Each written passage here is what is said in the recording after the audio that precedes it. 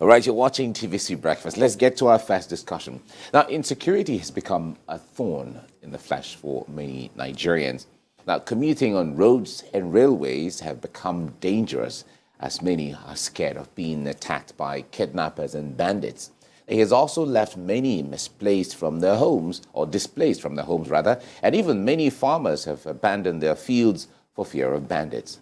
Despite joint efforts from the security agencies, there is still a large number of bandits lurking around. That is what we'll be talking about next. So joining us to discuss this from the UK-based security consultant, Femi Arato-Kwali. Femi, good morning. It's good to have you join us today. Good morning. Good morning, and thanks for having me. Great. All right. Nigerians are very concerned with the security challenges. You and I have been on this show many times talking about challenges in security. You have offered or proffered solutions. Other security agents have also done the same. Security agencies from the military and from all the other police and security agencies all together have assured Nigerians of what they are doing and what they need to do. Government has done the same. Monies have been allocated to buy more weapons and so on. Strategies, all of these things have happened. Yet we still have and hear the reports of kidnappings. We hear the reports of killings. All is still in the same places that we have always had them. I wonder when you sit down to hear of this report, I wonder what we haven't done that we are still here talking about security challenges in the same Kaduna, in the same Benue, in the same Kano, in the same Niger, in the same places that we have been talking about in the last months and years. Thank you, Mike, for this analysis and this whole bullet point you've just given to me just now before speaking to Nigerians in general. Yes, we've been talking about this now going roughly about more than 10 years, and we will continue to talk about it. But let me bring something to everybody's attention. Politics is security, and security is politics. Why am I saying this? Let us take for a very good example what happened during this election. We can see 4 factors that's actually played out in this very election. The number one is the economic hardship, when the band refused to pump money out or release a lot of naira notes out. And we can see the political instability, within all political parties as well during this election, not leaving behind the weak security enforcement that was actually, I won't say it's deliberate, but we can see it obviously playing a very serious impact in everything we do in Nigeria. And not leaving behind the ethnic and faith instability within Muslims, Christians, and all other religious faith leaders. It's played a big problem. It's played a very big impact. And if we think we don't know what to do, we do know what to do, because in any politics we play today, we have certain people involved. And who are these people? They are individual. Mike, Femi, and the rest are the individuals we are talking about. So the question is this: those in political or in position of power or in position of authority, what exactly have they done? Have they been able to justify that, yes, the position I am in today, I've been able to deliver or not? Those are the set of people that we should be directing questions to, not just talking about instability, because if we see any weak point, obviously people want to make gains out of it. That is the situation we are today. It's not just about talking, but about thinking and asking ourselves this question: who are those in position of authority that refuse to do the right thing, that they actually uphold and take an oath of that this is what we're going to do? Right, and you made mention just now about the cash crunch scenario that played out before and during the just concluded general election. Some analysts have also looked at the impact of the cash crunch on the level of insecurity, saying that that seems to have a positive impact as against what we are seeing now, talking about the resurgence of criminalism and terrorism. What lessons do you draw from the cash crunch that played out during the elections, especially as it relates to crime? Oh, well, okay, let's look at the crash crunch that happened during the political events that just happened and that's just passed, and that we're still trying to do a post-political event out of it. Number one, crime seems to have reduced during this crash crunch.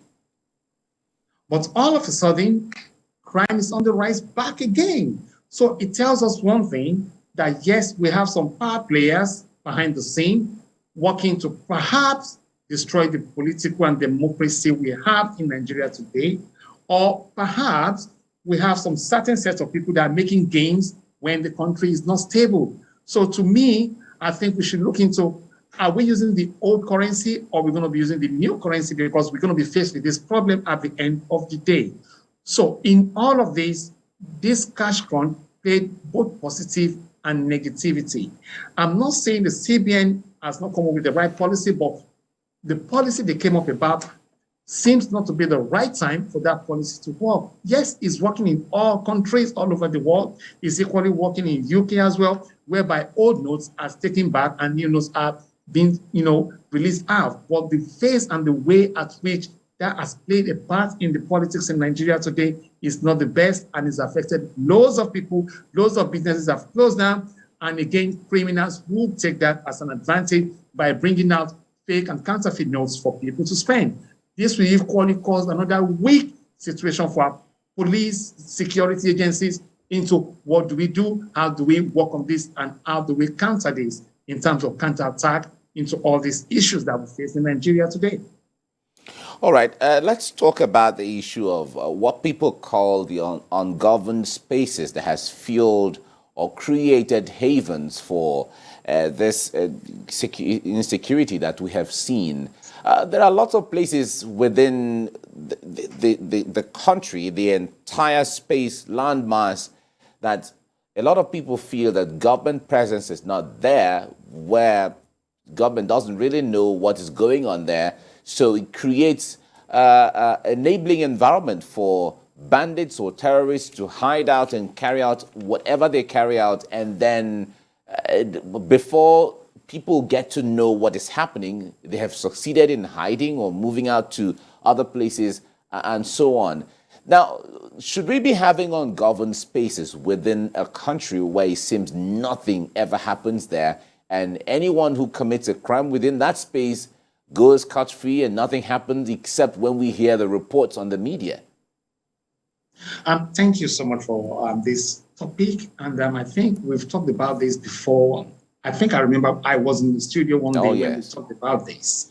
And the fact is this, we have thousands of landmass spaces in Nigeria, especially within the northwest, northeast, north area in Nigeria that are completely ungoverned. When we say something is completely ungoverned, the question we need to ask is this: do we have the manpower to govern? Do we have the labor to govern? Do we have the people that are really committed to governing? Do we have the resources to govern? And do we have the willpower to actually say, yes, this is what we want to do, and we're going to do it? We cannot govern a space or a landmass that people are not in. We cannot govern a space and a landmass whereby we have no resources to do that. The technology is there for us, but what are we doing with the technology? The manpower is there for us. What are we doing with the manpower? The budget is there for us. Who is in control? We have the customs, we have the immigration, we have the police, we have the civil defense, we have private security agencies. All these people can actually come together and form a different body to do all these stuff. Let us remember one thing. Growing back, I think I can remember in the 70s and 80s, I was little then in the 80s, I think I know very well. We have what we call the forest rangers. Mm-hmm. Where are they today? The department is dead. Now, who do we have? We have the vigilantes. Who are they? Where are they? What are they doing? These are serious questions we should be asking our political leaders. If we want to have security stability in the country, we need to bring back our old strategy and see how we can work it together with the new technology that we have today all over the world. Nigeria is vast, we know that, but it can actually be well controlled if we put our hands mind and effort together. Let me give you a typical example of some association organizations thinking about what can we do to better our country. Some communities, some organizations, some how do I put it, some clubs all over the world are coming together to like, look, this is our country. We should not allow things to go down the drain. If we believe in the passionate country we want to live together with and live in peace and harmony, what do? We have to come together. Red Cross is doing their bit. Heart Foundation is doing their bit. Different organizations are doing their bit. Panache is doing their bit.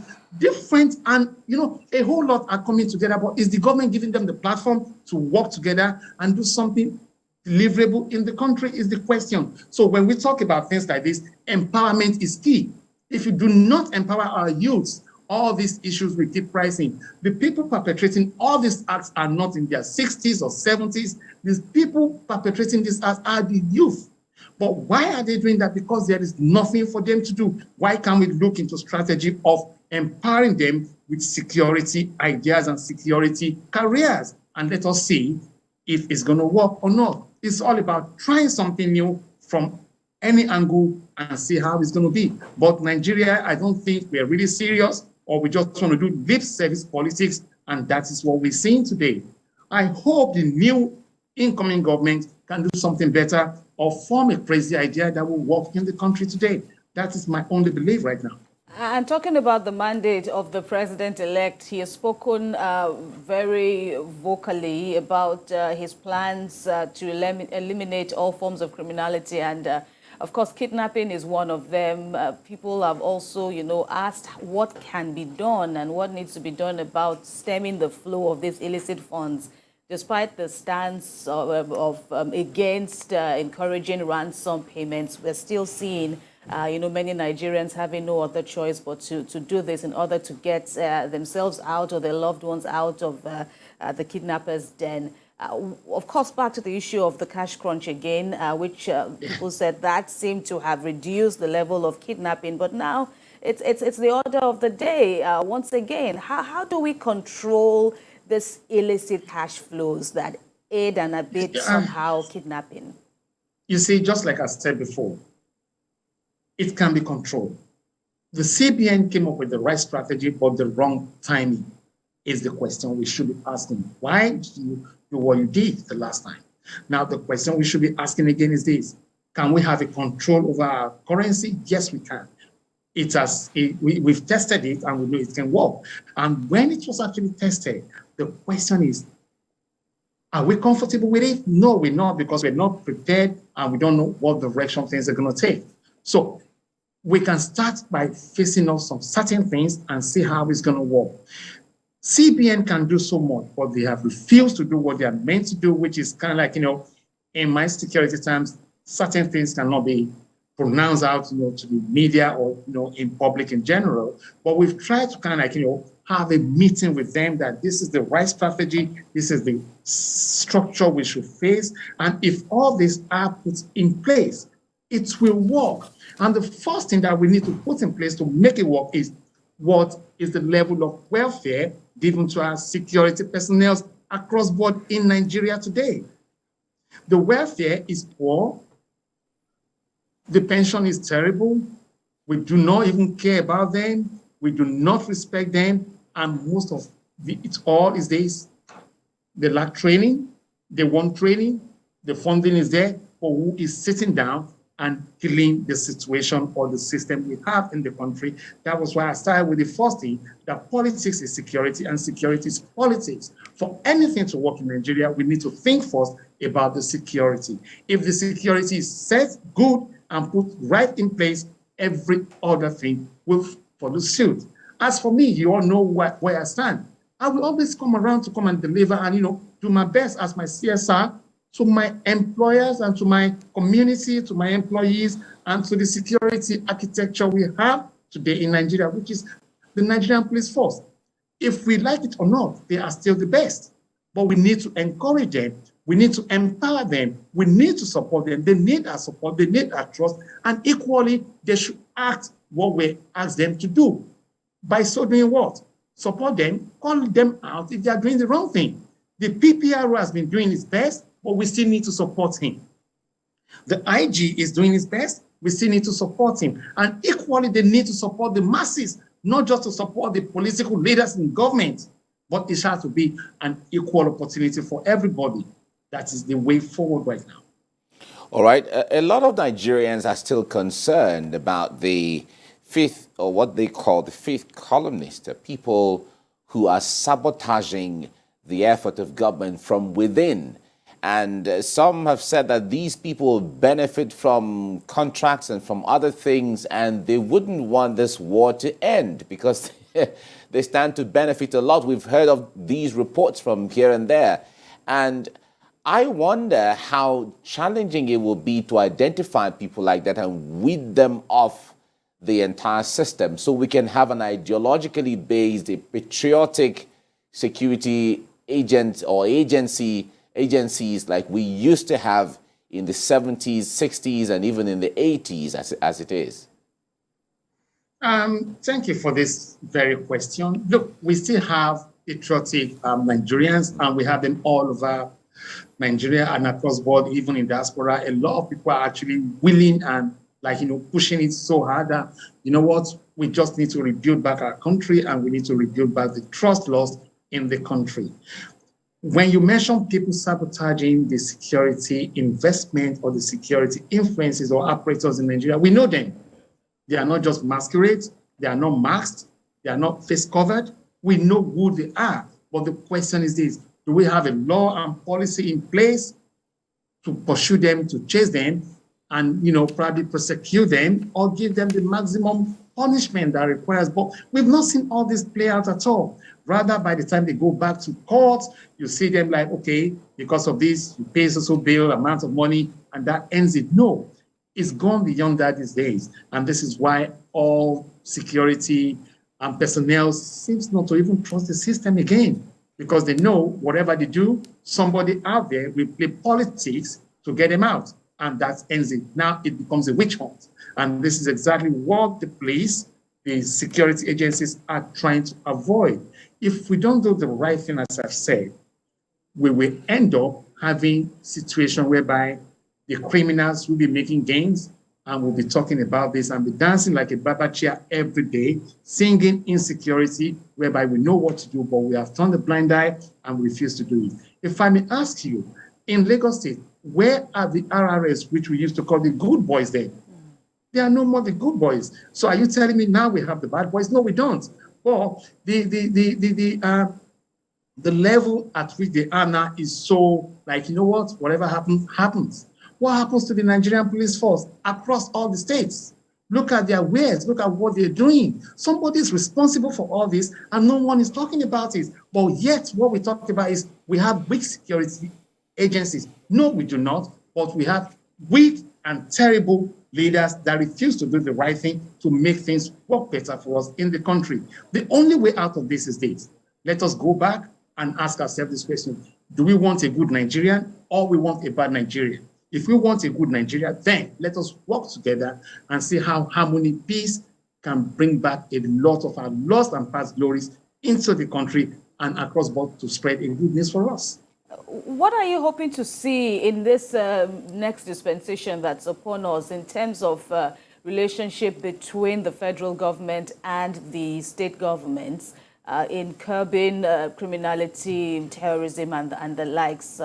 Of course, under our present arrangement now, the federal government bears the highest burden in security of lives and property. But then that doesn't mean the state governments should also, fold their arms and do nothing. We've seen some state governments, coming up with their own kind of solutions. But in terms of better working relationship, as I said, between the federal government and the state government, what would you like to see happen next?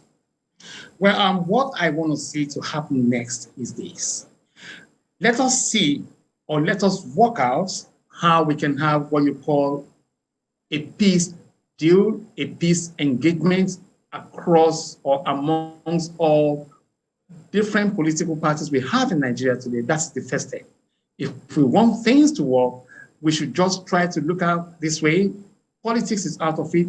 Let us come together as one and make ourselves one Nigeria as it used to be, irrespective of Muslim, Christian, pagan, whatever you call it, whatever you believe in. Let us ditch all this and bring peace back together. Let me tell you how well divided the peace in Nigeria has been. In the sporting industry, there is no peace. In the entertainment industry, politics played so badly that now they're having so much infighting within themselves. So when it comes to security right now, we need a peace deal to bring out harmony, to bring out love, to bring the happiness we are missing in Nigeria today. Ethnicity-wise, we can see what is happening between the Igbos and the Yorubas. We can see what is happening between the market women and the market men. Again, it boils down again to one thing: politics as dipping down has played so negative impact that we need to look out to bring peace and harmony back. Who are those that can actually bring this peace and harmony back in the sporting world? Yes, we can look for how we can do it. In the music industry, yes, let us look for how to do it. In the theatric and entertainment industry, let us look for how to do it. In regards to what we call the empowerment training program from different organizations across board all over the world, let us look for how we can do it. And who are those that can do it? It is same, it's going to be me and you coming together, bringing our ideas together and see how it goes. Take, for example, the new governor-elect in Akwa Ibom. Governor Eno said one thing: every Friday, let us have a happy hour, just for 1 hour. It goes a long way. We might look at it that, oh, people will be drinking. For God's sake, it's not just about drinking. It's about just reflecting back into what you've done over the week, and let's talk about it in a discounted way, in a relaxed environment. What we need today is a happy Nigeria. We have been so bitter these days, but we need to look for a way whereby we bring happiness back. We are happy people, irrespective of what we've been going through in Nigeria today. Nigeria has always been a happy place. A lot of people who still not gone back from abroad and like, you know what? I'm missing home. I'm missing my eba. I'm missing my food. I'm missing my father rice and a whole lot of things. They still want to come back and do things. This is why I keep saying it. So many organizations all over the world want to come back home and engage with Nigerians. Panache Global Africa still want to come back and engage. African Diaspora, African Security Forum want to come back. TSG want to come back. Different organizations across the board want to come back and do something good to engage with Nigeria back, because we love our country and we know we can make things work better for us in Nigeria today. I am telling you, if the new government can put aside all differences and work together with other political parties, things will work better and we will see the reduction in crime and instability in Nigeria. All right, it's really good to imagine. Of course, know that Nigerians used to be rated the happiest people on earth before, but I don't think we have earned that ranking anymore. No, I disagree with you. We are still the most and one of the most happiest, ever loving, smiley faces. All right, as far as you're concerned, okay. No more I'm concerned, okay, because it has even been fun, suffering and smiling. We are always happy. All right, now let's talk about the issue of state police. Now, some people have still insisted that when security is cascaded down to the level, because they see that security is local, after all, that when states are in charge of their security situation, that things could be better. It seems the federal government has been overwhelmed with the issues around security, that promises after promises, investment after investment, they've still not been able to handle issues of insecurity. What do you make of this, though? Well, see, whatever we do in Nigeria, there is always a state that we will definitely use as a reference or as a model or as a template. That is Lagos State. RRS is there. Despite the fact that we have RRS, we still have the Nigerian Police Force still in place, and we have all sorts of different security agencies across board in the state. State policing can work. It's not that it cannot work. But the question is this: what model are they going to be governing with? What standard are they going to be setting? What benchmark are they going to be setting? Because at the end of the day, they will follow suit what is going on with the Nigerian police. So for state policing to work, we need to look into how do we balance the federal police force. First, if we can do that, then state policing is just a pinch of salt to any state to govern with, because they need to have a template, they need to have a model of what to do. And who is still going to give them this model? Who is going to give them this template? It's still going to be the Nigerian police. So if the Nigerian police structure is wrong, is wobbly, is not solid, then how do we want to make the state police to work? It's still not going to work. I give it all to the former RRS commander before, that is Tunji Disu. He did so well with the RRS, which is a template, which is a structure, and it worked perfectly well. But is it still working today is what I don't know. Are they still competent again today is what I don't know. Are they still there to engage and be loyal to the citizens in Lagos State is what I don't know. So we still need to go back to the drawing table and ask ourselves this question: what templates do we need that will work for us? Do we have the manpower? Do we have the resources? Do we have the training capacity in place? Do we have the welfare in place? It's not just by bringing people in, but it's about the continuity project of what will work for Nigeria for good, at least to keep going forever. That is what we need. And that is what other countries are doing, adopting different strategies and seeing how it works, adopting different policies, see how it works, and reviewing of these policies and putting enforcement in place to make sure that nobody is kind of like, destroying what has been built over time and keep it going that way. It's a project. We've not started. If you think we've started, we have not. We have a long way to go, but we need to start the foundation now. And talking about the Nigerian project, as you also have, stressed so far, how this will also help in bridging the gap between the citizenry and security operatives. That is also another issue that analysts as yourself have also been talking about over the years. How do you think, if and when we get to the point of state police, of course, there are already some dimensions now to the community policing of a thing, but so far, if you do a postmortem of what we have operational now, is are the police and other operatives, are they building more trust from the citizenry, or can it be also tweaked? You see, this question you just asked me again. I will bring something to your limelight. At the moment, there is a bill at the Lagos State House of Assembly, which is called, I don't know, maybe you're aware of, which is called the Lagos Security Industry Authority. But because of so much instability within the political corridor that we have recently, or right now, things seems to be calm and okay. What I would suggest is this: let us go back into all these bills that have been given to state governments, federal governments, and try to look at it. What do we think? What do we think will work for Nigeria?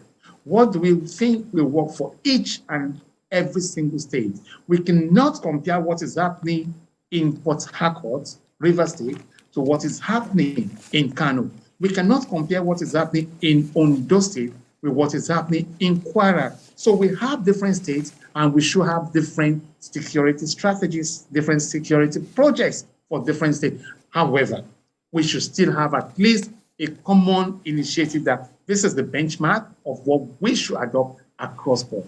That is the key thing that we need to think about before we start thinking of how do we engage interlock security in the state and the federal government together. It's a huge budget. We have this budget, but on paper we see it, but when it comes to the physical, we don't even see anything at all. So this is one of the biggest problems we are facing in Nigeria. Let me give you a typical example.